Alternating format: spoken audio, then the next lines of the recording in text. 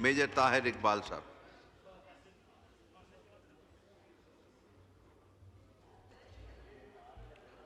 औज़ु बिल्लाहि मिनश्शैतानिर्रजीम बिस्मिल्लाहिर्रहमानिर्रहीम अल्लाहुम्मा सल्लि अला मुहम्मदिन नबील उम्मी व अलैहि वसल्लम तस्लीमा। जनाब डिप्टी स्पीकर साहब, मैं बड़ा मशकूर हूँ कि आपने आज वक्त दिया। मैं आपको बताना चाहूँगा कि मैं 71 वॉर का वेटरन हूँ और अल्लाह के फजल से मैंने जंग लड़ी है और भरपूर जंग लड़ी है और जंग का बहुत सारा तजर्बा हमने समेटा, जिसमें अटैक का मामला भी था, जिसमें दफा का मामला भी था, जब हमें विड्रॉ करना पड़ा वो मामला भी था।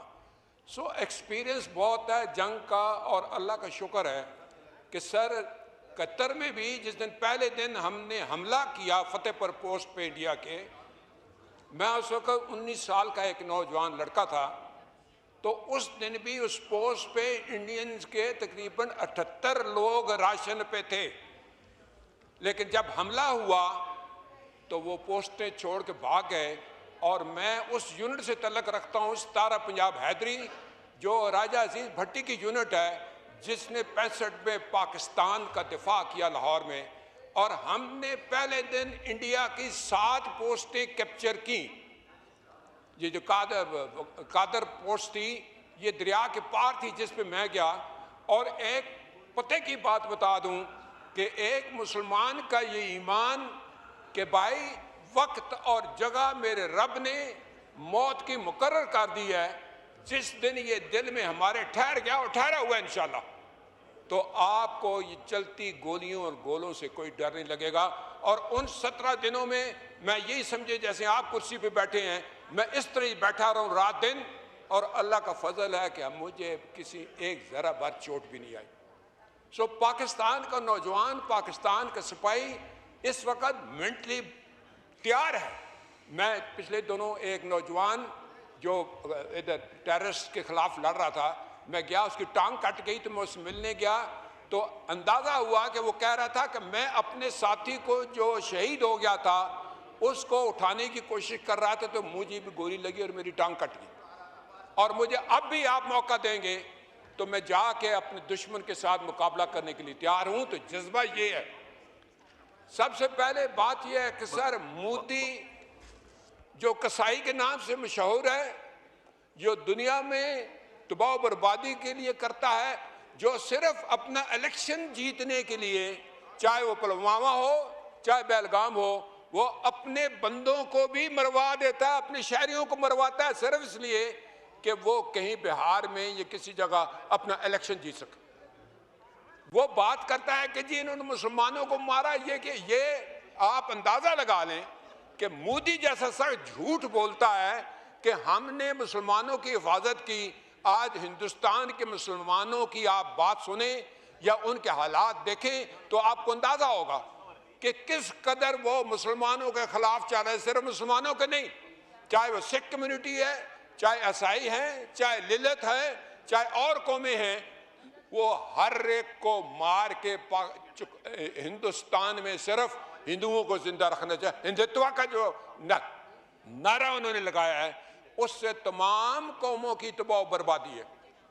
और जनाब स्पीकर, वो आज भी जैसे उन्होंने टेम्पल, गोल्डन टेम्पल पे हमले किए, हजारों सिखों को कुर्बान कर दिया, आज भी वो सिख सारे सीसा उपलाई दीवार के साथ खड़े हैं और कहते हैं कि अगर पाकिस्तान पे हमला किया तो हम आपका रास्ता रोकेंगे। मैं अगले दिन स्पीचेस सुन रहा था उनके पार्लियामेंट्स की, सब इसके खिलाफ बोल रहे थे, हर बंदा, और इसका मुंह देखने वाला था कि जो लोग इसके खिलाफ बात कर रहे हैं वो क्या कुछ कह रहे हैं। जनाबे वाला इन्होंने हमला किया, इसमें दो राय नहीं है। लेकिन आप ये तो देखें कि हमारी आर्मी ने, हमारी एयरफोर्स ने कितनी जल्दी रिएक्ट किया। और पहले दिन ही जब इन्होंने हमला किया तो पाकिस्तान एयरफोर्स के नौजवानों ने इनके 5 जहाज गिरा दिए, और वो 3 राफेल जिसका ये चर्चा पिछले 5-7 साल से करे, हमारा राफेल आ गया, हम नहीं छोड़ेंगे इनको, तो हमने उनको भी तबाह किया। आज फ्रांस की हुकूमत कह रही है हमारे राफेल वापस करो, क्योंकि तुम इस काबिल नहीं हो, तुम्हारे पायलट इस काबिल नहीं है कि वो राफेल को उड़ा सके। तो ये बहुत बड़ा धचका है इंडिया के लिए कि उनके अपने पायलट इतने कमजोर हैं कि वो रफेल को इस्तेमाल ही नहीं कर पा रहे। लिहाजा आज हम ये चाहेंगे कि पाकिस्तान, अभी मेरे दोस्त ने कहा कि हमें जल्दी हमला करना चाहिए, नहीं, पाकिस्तान सब्र से काम ले रहा है। हम हमला करने के चक्कर में नहीं थे, लेकिन ये गारंटी से कहा गया है हमें कि पाकिस्तान अपना बदला जरूर लेगा और हम लेंगे। हमें किसी चीज से डर नहीं है। मोदी ये याद रखना, हमारे पास भी मिसाइल बहुत हैं और अल्लाह का फजल से probably we are the number 2 country in the world जिसके मिसाइल की एक्यूरेसी दुनिया मानती है, और एक मिसाइल एक वक्त में 5 वार हेड भी लेके जा सकता है। सो हमें मजबूर ना करो कि हमें ये मिसाइल ऑपरेट करने पड़े। आपने हमारे हमला किया और आज भी मेरे चकवाल शहर में भी हमला हुआ है, एक ड्रोन गिरा है वहाँ पे, वो फटा नहीं है तो एयरफोर्स वाले उठा के ले गए हैं। और ये लाहौर गुजरांवाला में जहाँ वो ड्रोन फेंक रहे हैं, आने वाले वक्तों में हमारे ड्रोन जब निकलेंगे, जब हमारे वो, फिर मैं गलती से ये भी कह सकता हूँ कि जब हमारे टैक्टिकल बम निकलेंगे तो मोदी तुम्हें रास्ता नहीं मिलेगा। तुमने पहले पुलवामा में किया, फिर बेलगाम में किया, फिर तुमने जाफर एक्सप्रेस पे हमारा किया, हमारे साथ आप जाते करें और दुनिया में बदनाम करने की कोशिश कर रहे हैं। लेकिन दुनिया को आपका चेहरा अब सामने आ गया है। मोदी तुम्हारा, चाहे कनाडा है, चाहे यूएसए है, चाहे ऑस्ट्रेलिया है, चाहे इंग्लैंड है, हर जगह पे तुम्हारी दहशतगर्दी के निशान मौजूद हैं। और वो गवर्नमेंट, खास तौर पे कनाडा ने आपके साथ जो हशर किया है इंटरनेशनली, वो आपको पता होना चाहिए। आप मशहूर हैं दहशतगर्दी के लिए और आप दहशतगर्दी करना पसंद करते हैं। लेकिन मोदी ये याद रखना कि हिंदुस्तान का जब टूटना होगा और होना है इंशाल्लाह, तो मोदी तुम इसके जिम्मेदार हो। तुम्हारी पॉलिसीज, तुम्हारा तरीका, तुम्हारा, जब आप अपने माइनॉरिटीज को दबाएंगे, सब कुछ करेंगे, तो ये मुल्क कायम नहीं रह सकेगा, भारत कायम नहीं रह सकेगा। और इसके टूटने के जिम्मेदार मोदी तुम हो, जो हर वक्त कत्लो गारत की बात करते हो और कत्लो गारत से अपना निज़ाम चलाना चाहते हो, चाहे मुल्क के अंदर हो चाहे मुल्क के बाहर।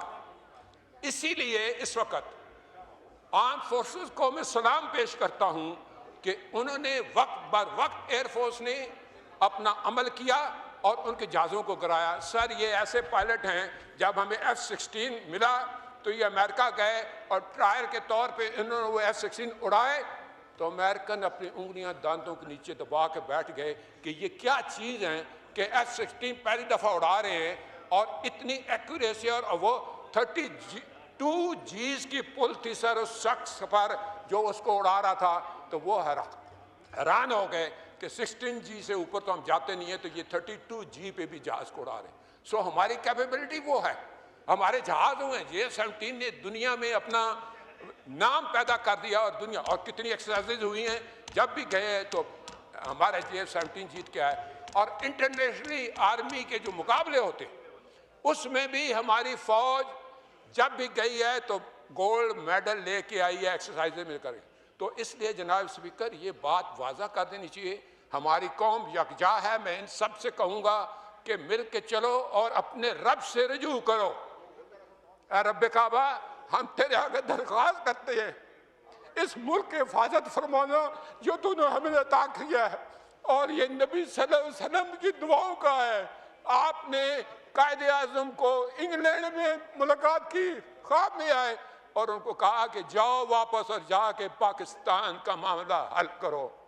आप खान कलात को ख्वाब में आके ये हुक्म दिया कि तुमने पाकिस्तान की सरना है, ये मुल्क बन के रहेगा और तुमने तो ये ऐसा बड़ा मौजज़ा है कि अल्लाह पाक ने ये हमें अता किया है और अल्लाह पाक इस मुल्क की हिफाजत फरमाएंगे। दुनिया में जहाँ भी देखें शायद हमारी कमी है, हम मजबूर हैं, हम गुनाहगार हैं, लेकिन रब्बे काबा, हम तेरे हबीब के उम्मती हैं, खुदा का वास्ता हमसे रहम का मौला फरमा। आप चले जाएं, उधर फिलिस्तीन में चले जाएं, कश्मीर में चले जाएं, जहाँ भी जाएंगे मुसलमानों के साथ वो ऐसे हो रहा है जो हम सोच भी नहीं सकते हैं। तो तू हमें माफ़ कर दे, हम तेरे आगे सर झुकाते हैं, माफ़ी मांगते हैं। नहीं, इसमें दो राय नहीं है मौला कि हम बड़े गुनाहगार हैं लेकिन तेरी रहमत बहुत वसी है, तू रहमत का एक ज़र्रा भी भेजेगा हमारी तरफ तो इंशाअल्लाह हमारी कामयाबी होगी। और दुआ करते हैं रब काबा कि इस मुल्क की हिफाजत फरमा और हमें दुश्मनों पर जो है वो फ़कीत अता फरमा और हमें उनको सरनगू करने की ताकत अता फरमा। मैं दुआ गो हूँ आर्म फोर्सेस के लिए, पाकिस्तानियों के लिए कि अल्लाह पाक हम सब की हिफाजत फरमाए और हमें आपस में जोड़ के रखे और इस दुश्मन का मुकाबला करने की तौफीक दे। वमा इल्ला बिल्लाह।